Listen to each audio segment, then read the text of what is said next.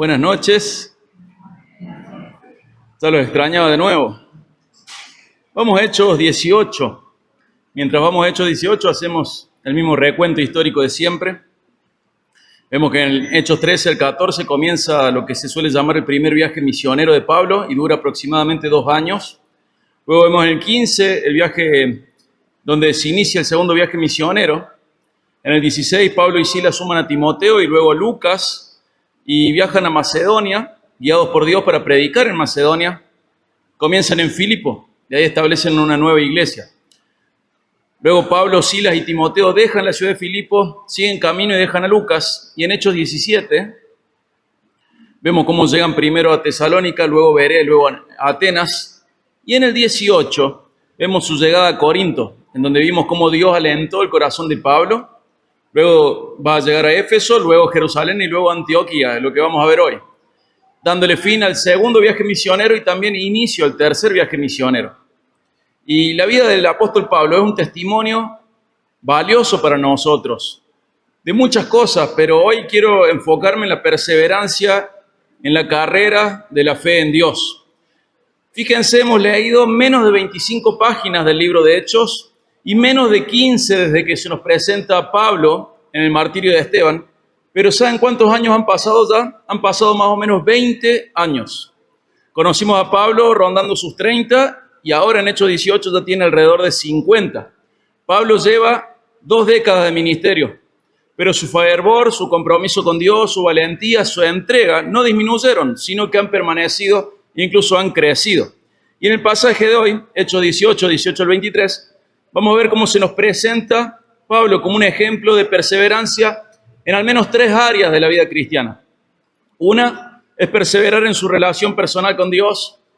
2 es perseverar en el ministerio evangelístico. Y 3 es perseverar en el discipulado. Y estas áreas no solamente eran importantes en la vida de Pablo, sino que tenemos que comprender que son importantes en nuestra vida.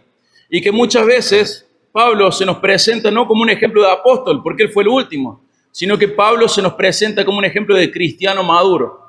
Entonces, viendo el ejemplo que Dios nos ofrece a través de él, podemos identificar por lo menos estas 3 áreas en las cuales hay que perseverar en la carrera de la fe: relación personal con Dios, evangelismo y discipulado. Vamos a leer Hechos 18 al 23. Dice: Pablo, después de quedarse muchos días, se despidió de los hermanos y se embarcó hacia Siria, y con él iban Priscila y Aquila. Y en Cencrea se hizo cortar el cabello porque tenía hecho un voto. Llegaron a Éfeso y dejó allí a Priscila y Aquila. Y entrando Pablo a la sinagoga discutía con los judíos. Cuando le rogaron que se quedara más tiempo, no consintió, sino que se despidió de ellos, diciendo: volveré a ustedes otra vez, si Dios quiere. Y embarcándose, se fue de Éfeso. Versículo 22. Al llegar a Cesarea, subió a Jerusalén para saludar a la iglesia y luego descendió a Antioquía.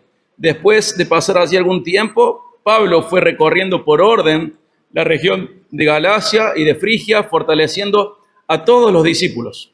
Este es nuestro texto de hoy y vamos a dividirlo en 3 partes. La primera parte, ¿se acuerdan? Una perseverancia en el compromiso personal ¿con quién? Con Dios. Versículo 18, fíjense. Pablo, después de quedarse muchos días más, se despidió de los hermanos y se embarcó hacia Siria. Y con él iban Priscila y Aquila. Y en Cencrea se hizo cortar el cabello porque tenía hecho un voto.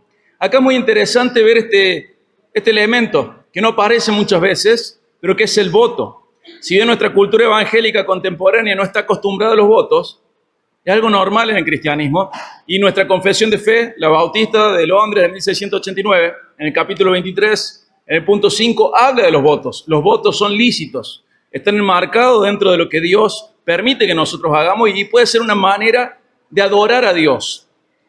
Y no sabemos qué tipo de voto hizo Pablo. Algunos dicen hizo un voto de nazareato y otros dicen no, debe haber sido otro tipo de voto. La verdad es que no sabemos.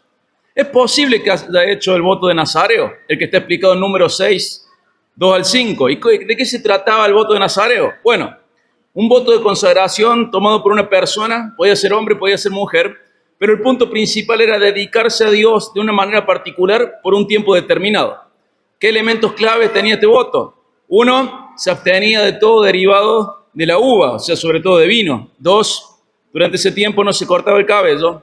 Y 3, evitaba el contacto con cualquier cadáver, cualquier fuente de impureza.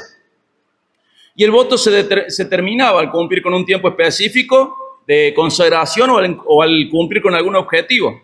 Y al final de ese tiempo, el nazareo iba a ofrecer sacrificios específicos al templo. Y una de las cosas que hacía era cortar su cabello y quemarlo en el altar como parte de la consagración a Dios, como parte de una expresión de adoración de la que nosotros no estamos acostumbrados, pero que es lícito a nivel bíblico.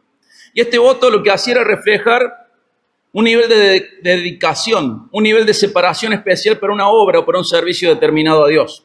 Si bien Pablo ya no estaba bajo la ley de Moisés, pudo haber hecho un voto de nazareato. Pudo haber hecho otro tipo de voto también. La cosa es que él expresaba de esta manera un compromiso personal con Dios. Puede ser también una ofrenda de gratitud, que ese voto esté relacionado con una ofrenda de gratitud por la protección que él tuvo en Corinto. ¿Se acuerdan? El Señor le cuidó, le dijo que le iba a cuidar y el Señor le cuidó. Pero no sabemos de qué fue el voto, la Biblia no nos dice. Pero sí sabemos que el voto refleja una actitud de consagración a Dios, brinda un recordatorio personal y también un testimonio público de esa consagración a Dios. A esta altura Pablo ya había sufrido persecuciones, rechazos, desafíos constantes, torturas, cárcel, pero su fe sigue siendo una fe viva, una fe dinámica, una fe comprometida, una fe que crece en consagración, una fe que sigue buscando maneras de expresar adoración a Dios y aprovecha los medios que tiene a su alcance para consagrarse a Dios y darle gloria a Él. Y aún después de 20 años de ministerio, Pablo continúa renovando su dedicación, continúa encontrando expresiones de lo dedicado que está él a Dios. Vamos al punto de aplicación. ¿Se acuerdan cuál era este primer punto? Perseverancia en la relación ¿con quién? Con Dios. No hicimos diapositivas porque eran solo 3 puntos hoy. Este es el primer punto. Perseverancia en la relación personal con Dios. ¿Y cómo podemos aplicar esto? Bueno, al igual que Pablo, nosotros estamos llamados a vivir una continua devoción. No estamos llamados a vivir una devoción decreciente, sino creciente. Y los votos pueden ser algo lícito, son algo lícito para nosotros. Y habla la Biblia de votos. Acompáñame Eclesiastés 5, 1 al 7. Eclesiastés 5, 1 al 7.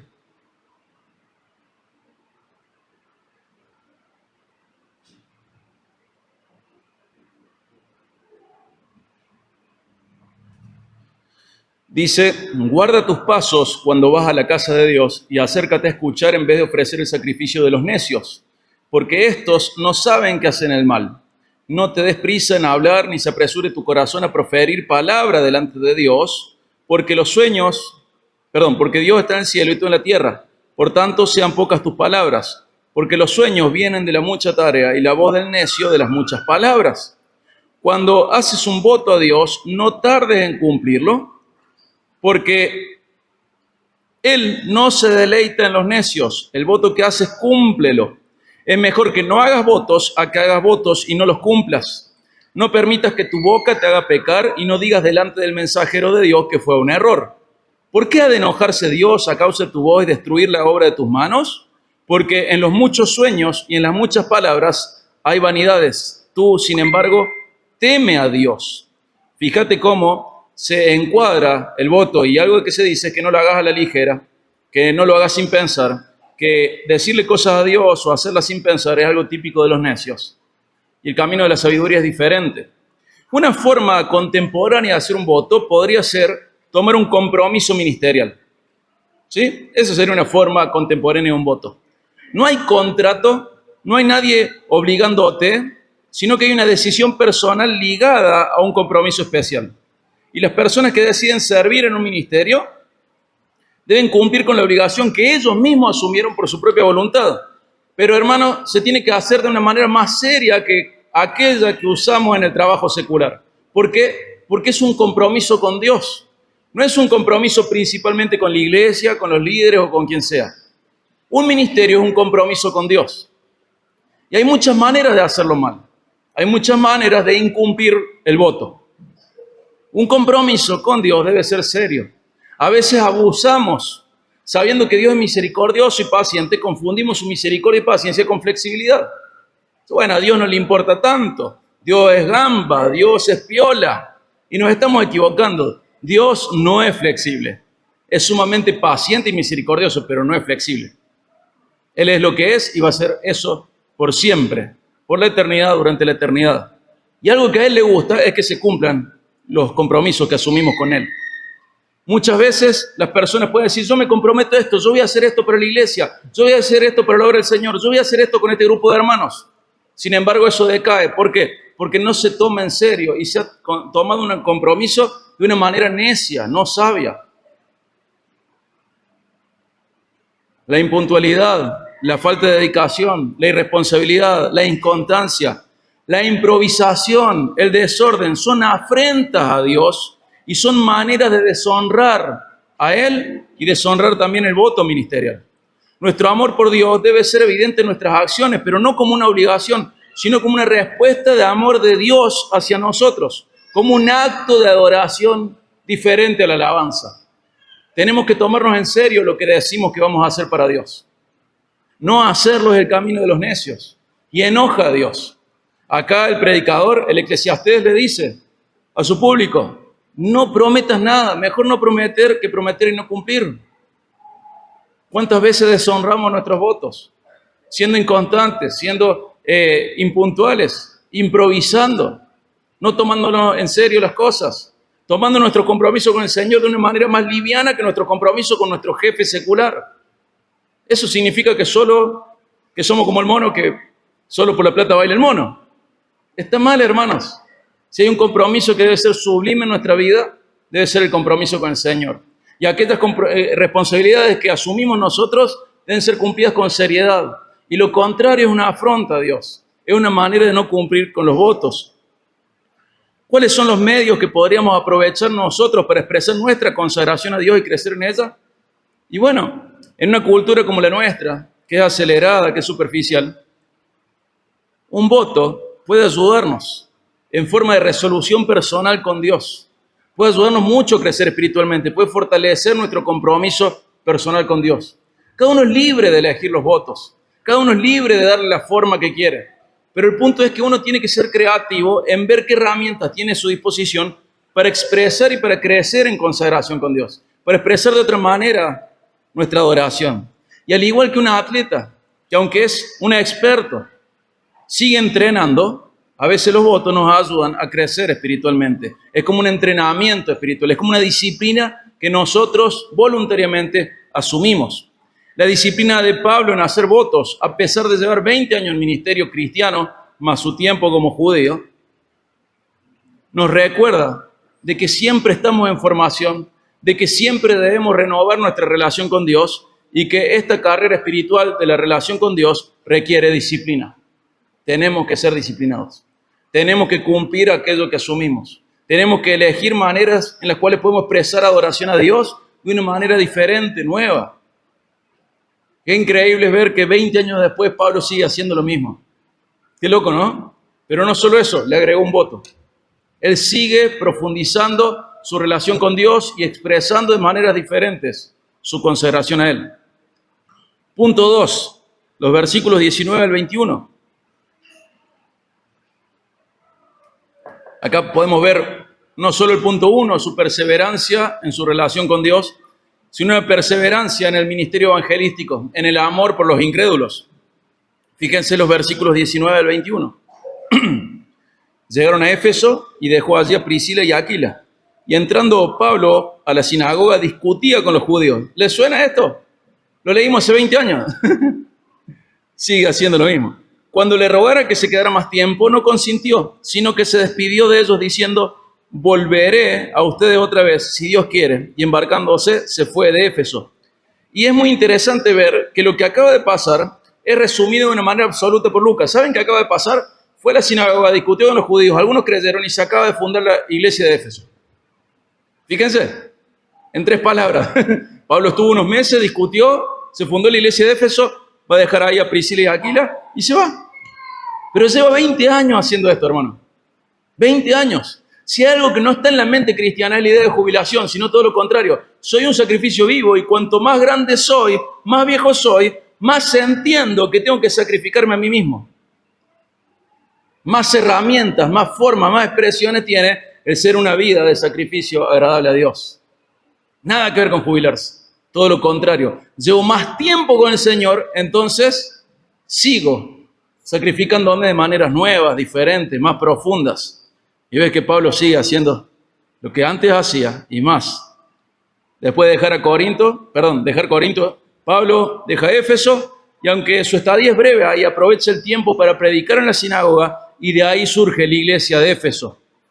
Y esta actitud que nos muestra su compromiso con la obra de Dios, que no importa su ministerio de cuánto tiempo va a estar en Éfeso, ni de cuánto tiempo lleva haciendo lo mismo. Él entra a Éfeso, predica el evangelio en la sinagoga, comienza ahí. Hay algunos que se convierten, le dicen, quédate por favor. Pablo no puede quedarse. Algunos comentaristas dicen que es porque tenía que viajar a Jerusalén y por las cuestiones climatológicas tenía que apurarse a salir, porque si no, no iba a poder salir en un año más o menos o en 6 meses. Entonces él entiende que tiene que irse. Pero fíjate, Pablo sigue teniendo amor por los incrédulos. Sigue teniendo amor por los judíos, por los incrédulos, por el ministerio evangelístico, por la fundación de iglesia. Lleva 20 años más sufrida que cualquiera de nosotros. Él en 20 años ha sufrido más que todos nosotros en nuestra vida. Y él sigue. ¿Y saben cuál era la razón de sus sufrimientos? El ministerio. ¿Y qué hace él? Sigue en el ministerio. ¿Por qué? Porque ama a Dios y ama a los incrédulos. Les ama y ama a los nuevos convertidos.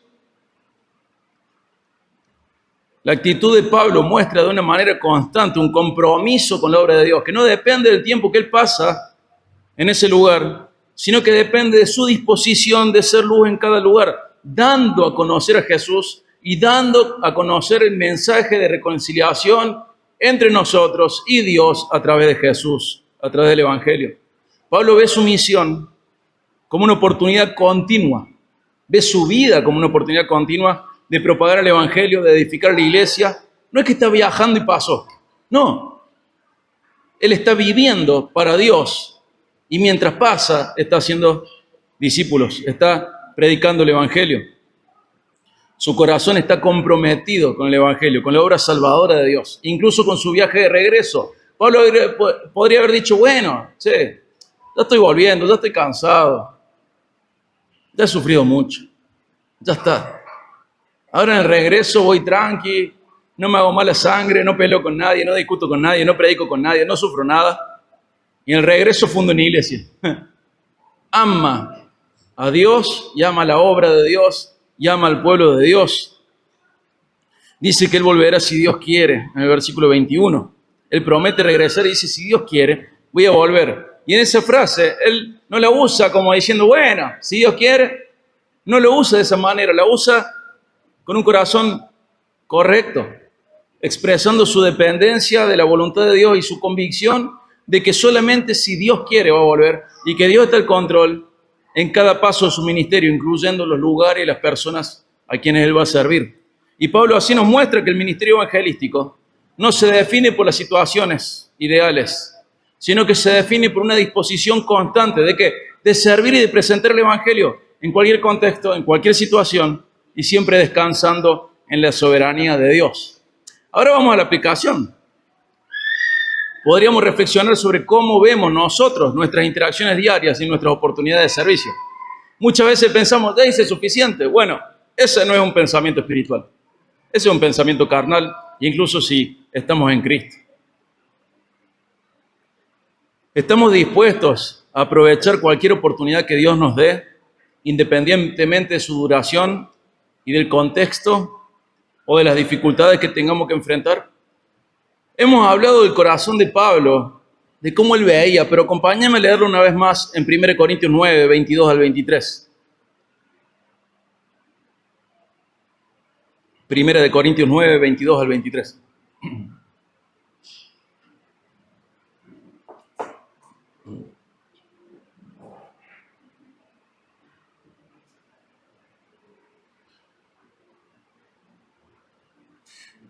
Dice, a los débiles me hice débil, para ganar a los débiles. A todos me he hecho todo, para que en todos salve a alguno. De todos modos salve a algunos. Y todo lo hago por amor del Evangelio, para ser partícipe de él. ¿Te das cuenta?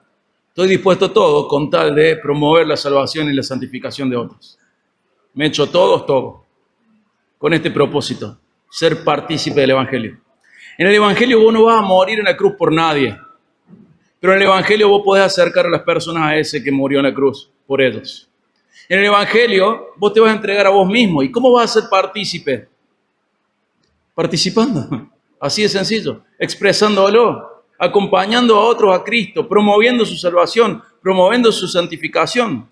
En esta actitud Pablo revela una disposición sacrificial, una disposición clara, una prioridad. ¿Cuál es su prioridad? La salvación de los incrédulos, el avance del Evangelio. Y no le importa el costo personal. Dice, me he hecho a todos todo, con tal de que de alguna manera salve a algunos. ¿Y por qué hago todo esto? Por amor del Evangelio, para ser partícipe de él. Hermano, ¿te apasiona el Evangelio? ¿Amás el Evangelio? Si le amas, vas a estar participando en él. De una u otra manera vas a estar participando en él. Incluso en los sufrimientos que están involucrados al Evangelio. Vas a querer esto. Porque no hay ningún otro bien en la tierra que le puedas hacer a alguien que es expresarle esto. Podemos nosotros, cada uno de nosotros, por lo menos hacer tres cosas: aprovechar cada oportunidad de compartir el Evangelio, orar por una disposición, un corazón dispuesto para compartir el Evangelio y relacionarnos intencionalmente con personas para compartir el Evangelio. Podemos aprovechar las oportunidades que aparecen, sea en el lugar de trabajo, en el lugar de estudios. Vos te das cuenta de que estás en un lugar en el que no controlas el tipo ni las personas que están alrededor tuyo, y que Dios sí controla todo y te ha puesto al lado de personas que van a oír el Evangelio si vos les hablas. ¿Vos crees que Dios está jugando los dados o a la lotería, o que vos entraste a un trabajo y están todos esos incrédulos alrededor tuyo porque sí? ¿Realmente crees eso? ¿No te das cuenta que sos la herramienta elegida por Dios para presentar el Evangelio a esa persona que te rodea? Somos eso, somos eso. Y con nuestros vecinos pasa lo mismo. A mí me cuesta un montón, la verdad que por mi carácter, mi manera de ser, saludo a los vecinos, les sé el nombre a 2 o 3. No tengo relación con mis vecinos, estoy poco tiempo en casa también. No estoy nada de tiempo en la vereda. Pero tendría que taladrar mi corazón, no aprovechar las oportunidades que hay alrededor de mi casa. Y el tuyo también. Lo que hay alrededor de tu casa, alrededor de tu pupitre, alrededor de tu cubículo de trabajo, de tu oficina. Todo lo que te rodea es el lugar en el que estás vos para hacer luz y sal, para presentar el Evangelio. Tenés que aprovechar las oportunidades de compartir el Evangelio. También tenés que orar por oportunidades y por un corazón dispuesto para tomar esas oportunidades. Que el Señor te impulse a evangelizar, confiando en la soberanía de Dios. Él nos delegó los medios, los resultados son de Él. Y también tenemos que aprender a relacionarnos intencionalmente con personas que aún no conocen a Cristo. Vas al peluquero, anda con esa intención, no solo que te corte el pelo. Eso lo puede pensar cualquier incrédulo, cualquier pagano. Anda al peluquero con la intención de que algún día le presentes el Evangelio. Anda a la verdulería con la intención de que algún día le presentes el Evangelio. Le dejes un folleto, por lo menos algo. Pero tenemos que comprender de que estamos en momentos, en situaciones, en contextos que Dios ha determinado para que compartamos el Evangelio, para que nos relacionemos intencionalmente con personas que no conocen a Jesús y expresarles no solo amor de maneras prácticas, sino el mayor amor de todos, que es presentarle el Evangelio, sabiendo que Dios puede usar nuestras vidas como una extensión suya para salvarles, para reconciliarles con Él. Dios a través de Pablo nos muestra que cada lugar al que vamos nos brinda una oportunidad para sembrar el Evangelio independientemente de cuánto tiempo estemos ahí. Pablo pasó por Éfeso, vio la sinagoga, vio luz y entró. ¿Qué hizo, hermano? Jesús es el Mesías. ¿Pero qué te pasa? ¿Vos estás loco? El Espíritu Santo obró, se convirtieron algunos de ellos, se fundó la iglesia de Éfeso, deja a Pablo y Aquila y se va. Perdón, a Priscila y Aquila. Priscila y Aquila. Pero fíjense el corazón. Él persevera en la fe, persevera en su relación personal con Dios, persevera en el evangelismo, en el amor por los incrédulos. Y vamos al punto 3, versículos 22 y 23.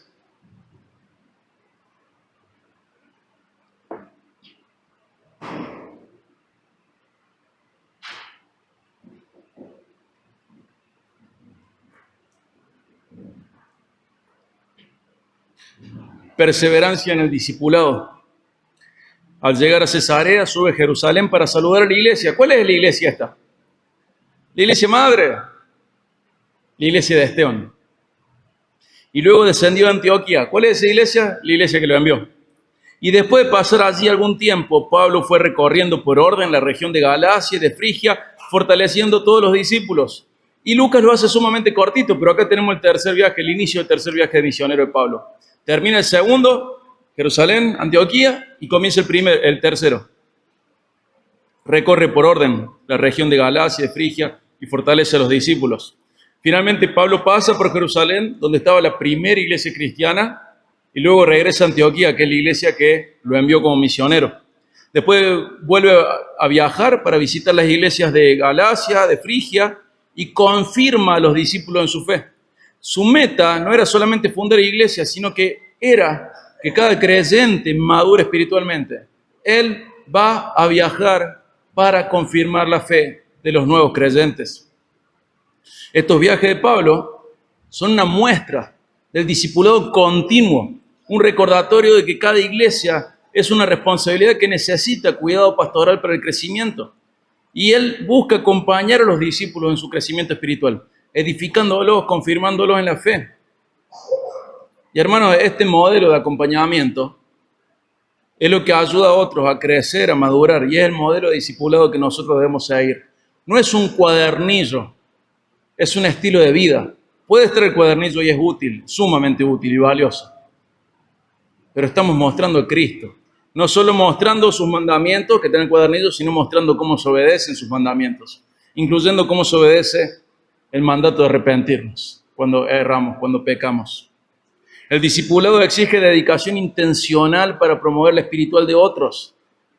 Tenemos que comprender que eso también forma parte de la perseverancia en la fe. Mi relación personal con Dios, mi amor por los incrédulos y también mi amor por los creyentes, por los cristianos. Vamos a hablar de la aplicación. Vamos a ver en dos pasajes qué es lo que se busca en el discipulado. Fíjate Efesios 4, 12 y 13. Justo le escribe a los Efesios, a aquellos que acaba de dejar con Priscila y Aquila.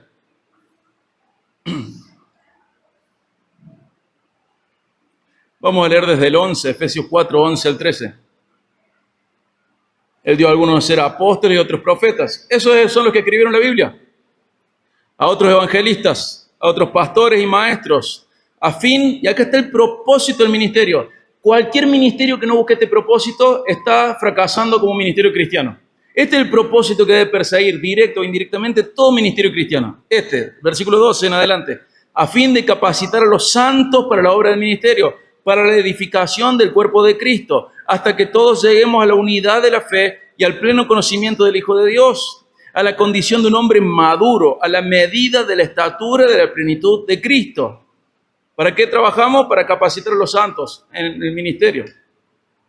¿Para qué trabajamos? Para edificar el cuerpo de Cristo. ¿Para qué trabajamos? Para que lleguemos a la unidad de la fe. ¿Cómo? Conociendo plenamente al Hijo de Dios, para que seamos una persona madura en semejanza a Jesús. Fíjate, los Colosenses se lo dice de otra manera. Acompáñame a Colosenses 1, 28 al 29.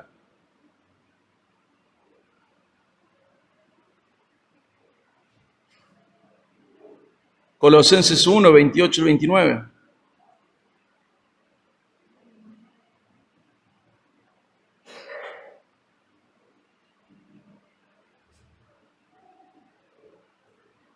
A Él, a Jesús, nosotros proclamamos, amonestando a todos los hombres y enseñando a todos los hombres con toda sabiduría, a fin de poder presentar a todo hombre perfecto en Cristo. Con este fin también trabajo, esforzándome según su poder, su poder que obra poderosamente en mí. ¿Cuál es el objetivo del ministerio? Presentar a todo hombre perfecto en Cristo. A toda persona en la iglesia, presentarla madura, creciendo. A toda persona, ayudarla en su crecimiento espiritual. Cualquier ministerio dentro de la iglesia que no persiga estos objetivos está errando como ministerio cristiano. No importa lo lindo y atractivo que suene. No importa cuánto el mundo lo desee. Lo que el mundo necesita es a Cristo. Y que una vez estando en Cristo, comprenda cómo crecer en semejanza a Cristo. El Espíritu Santo a través de Pablo nos recuerda que la meta de la iglesia es formar discípulos maduros que pueden servir y edificar a otros. Al igual que Pablo, cada creyente, cada uno de nosotros está llamado a invertir en el crecimiento de otros, acompañándolos en su caminar con Cristo. El diseño de Dios es que estemos todos comprometidos entre nosotros, alentándonos, instruyéndonos, desafiándonos para crecer en nuestra vida espiritual. Y debemos buscar no solo ganar almas, sino también guiarlas a la madurez en la fe. No es una de las dos cosas, son las dos cosas. Esta es una responsabilidad que no es solo de pastores o líderes. Cada cristiano puede y debe invertir en el crecimiento espiritual de otros. La gran comisión, que generalmente la recordamos en Mateo 28, 18 al 20, nos llama a ser discípulos. No nos llama a levantar oraciones o contar personas que levantaron la mano. Nos llama a ser discípulos. Enseñando lo que Jesús manda, pero también enseñando a obedecer lo que Jesús manda. La gran comisión nunca se acaba, es como un proyecto de vida. Aun cuando enseñemos todo lo teórico, debemos seguir enseñando lo práctico, siendo ejemplos de cómo se obedece lo teórico, enseñando a través del ejemplo. El ciclo de discipulado nunca se acaba y nunca debe cortarse. Vos y yo nunca deberíamos ser el último eslabón de esa cadena de discipulados. Cada discípulo logra ser un verdadero discípulo si discipula a otros. Si no, está fallando como discípulo. Un discípulo sano, un discípulo maduro, un discípulo de Cristo, es un discípulo que hace discípulos. Si no, está incompleto. No hay que ser líder para esto, hay que ser cristiano. Y nunca debería ser ese último eslabón en la cadena, sino que tendrías que ser un eslabón que transmite la fe al siguiente eslabón. Y un tipo así, un tipo real de discipulado, implica cosas, implica sacrificio, implica compromiso genuino de por vida. Y seguir a Jesús, insisto, no es algo completo si no estamos ayudando a otros a seguir a Jesús. Vos nunca deberías ser el último eslabón de la cadena. Debería ser solo un eslabón en la cadena eterna. 3 puntos, ¿se acuerdan? Pablo perseveraba en ¿qué 3 cosas? ¿En su relación con quién? Con Dios. ¿En su amor por quién? Por los incrédulos. Y en su compromiso en discipular a otros.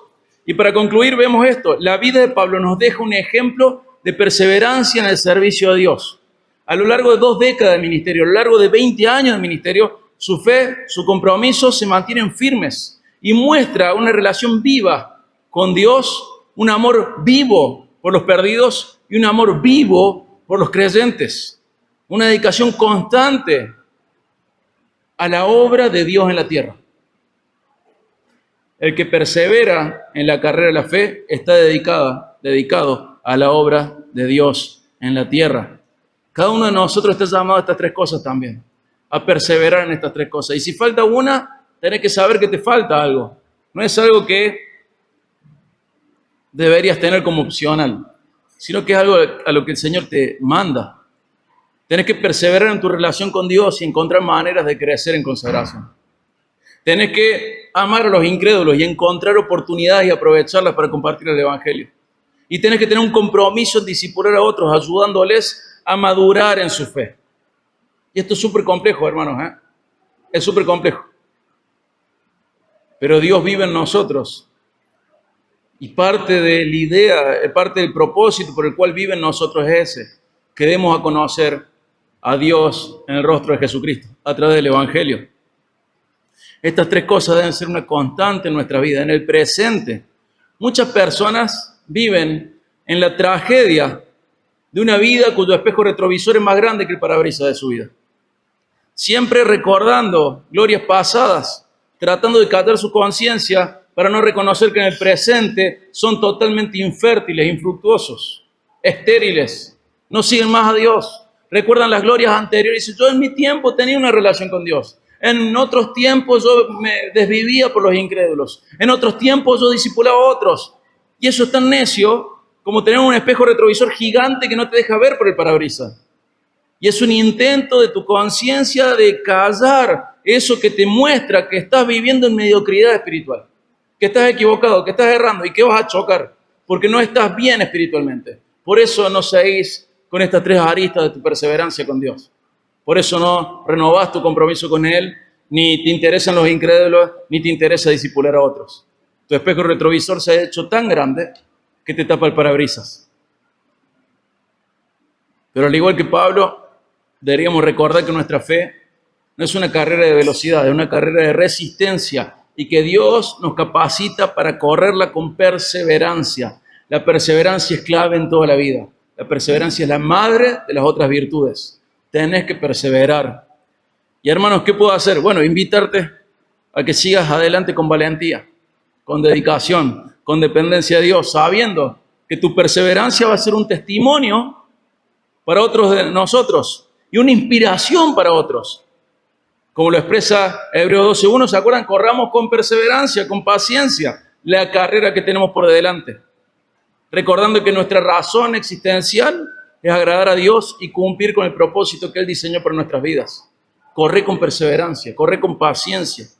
Y hermanos, tenemos que orar pidiendo que Dios nos conceda la gracia de vivir con la misma pasión que tenía Pablo, con esa convicción, con ese compromiso, para que nuestras vidas sean un testimonio fiel para otros, un testimonio de amor por Dios y lo suyo. Y hermano, ¿qué más puedo decir?